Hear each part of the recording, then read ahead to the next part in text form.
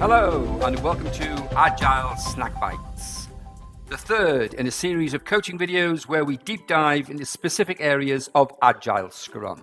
In this presentation, we're going to look at story mapping, a visually effective way to build a comprehensive roadmap. Two of the key artifacts within the Agile way of working is the creation of a forward plan and the product backlog, a to-do list of the features, functions, requirements, enhancements, and fixes identified as needed to meet a goal, produce a product, or offer a solution. This backlog is one of the first things a team should have in order to start developing their product.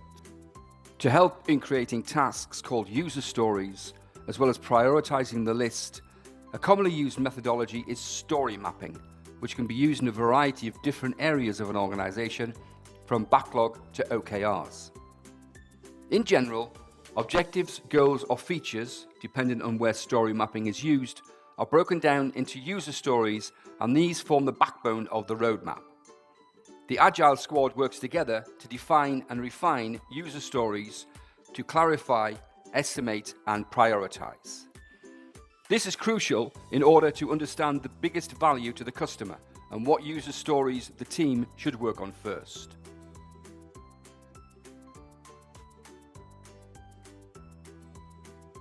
Story mapping is an effective way to create a product backlog in a visually structured way. It is an engagement activity where team and stakeholders are involved in the process of building the company's future, building a shared understanding, identifying gaps, and recognizing interdependencies. Story maps, invented by Jeff Patton, help discover requirements from a user experience point of view. It is a visual representation of the journey a customer takes with a product, including the activities and tasks to be completed. A view of the steps a customer follows as he or she interacts with the products.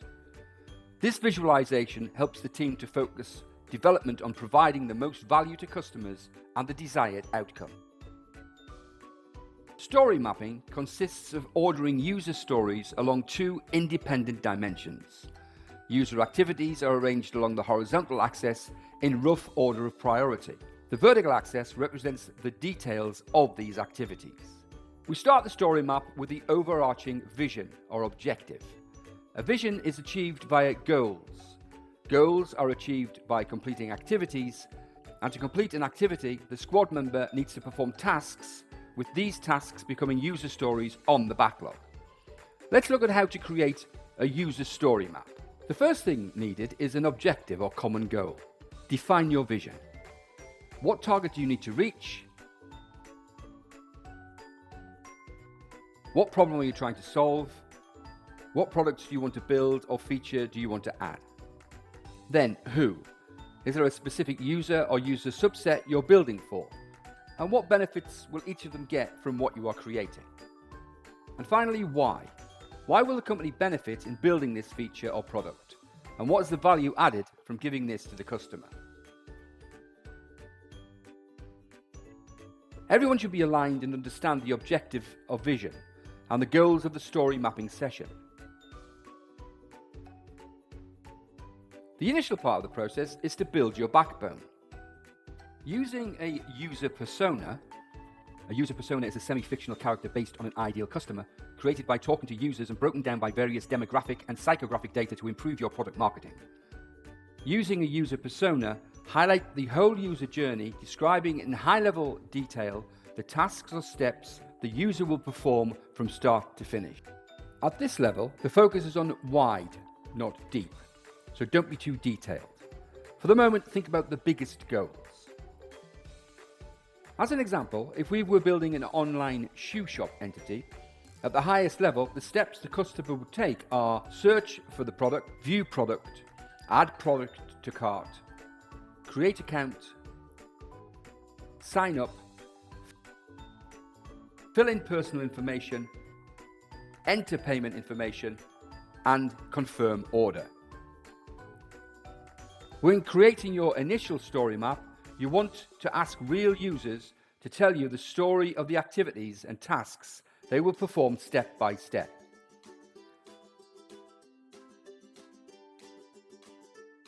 As the wide user steps develop, you will start to notice some common themes. Many of these will work toward a common goal. In user story mapping, we call these activities. So, how do you identify and group the activity? Using our previous example, you could group together search for products, view products, and add product to cart under the goal select product. We could also group create account, sign up, and fill personal information under manage account, and then enter payment details and confirm order under the goal buy product. But now it's time to break the activities into tasks. When we built the backbone, we were focusing on going wide to get the whole user journey. Now it's time to look deeper into each activity and break it into tasks that the user will add to the backlog. Don't concern yourself at this stage with priority. This will be done at a later point. Under each activity, simply place the task or step that will take you to the goal. At the end of this, you'll have a series of steps posted left to right, split into tasks, taking the customer from start to end of their journey. Your user map tells a story. However, this structure is built for only one type of user persona. Other users may do things differently. So, using other user persona, test your story map, walking them through step by step to see if there are any missing tasks. The whole squad should be involved in writing the missing tasks and adding them to the story map.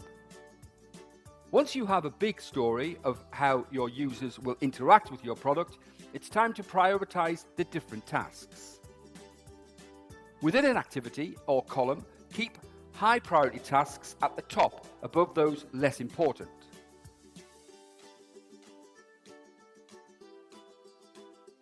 This creates what is called swim lanes or sections across the story map in levels of priority. Must-haves, should-haves, could have, and won't have for now. Doing this offers a clear view of what is more important to the customer and the product. Once you've created your user story map, prioritize tasks, which you can now translate into user stories. This becomes the starting point to transfer tasks to your product backlog. You should be able now to define the iterations or releases of the story map. In addition, it can be agreed what is the minimum viable product. A minimum viable product, or MVP, is a product that has been minimally developed but still meets the requirement of the market. It is used to test out ideas quickly before investing a lot of time and resources in developing something bigger. This should be part of your first release, and then depending on the next priorities, you can define your second release, third release, and so on. Last but not least, the squad must keep the story map updated. This is not a one-time exercise. The use of story mapping is a living artifact. It should be visible to the whole squad and updated with new activities whenever needed. It can be used at any time to develop healthy conversations when sharing progress within the tribe, the squad, and even with stakeholders, and updated based on their feedback. At the end, your user story map will be filled with tasks that should be transferred to the user stories on the backlog. It is also important to make the visualization of the story map available to all, saved somewhere, as the product backlog does not show the user journey the same way as it is shown on the story map. Creating a user story map takes time, but it's a fabulous opportunity to have great discussions and share understanding with real users, with stakeholders, and with other squad members. The main focus is a deeper understanding of objectives, product vision, and how to help the customer. If you need further help or assistance, please reach out for further advice. Thank you for taking the time to watch, and have a great day.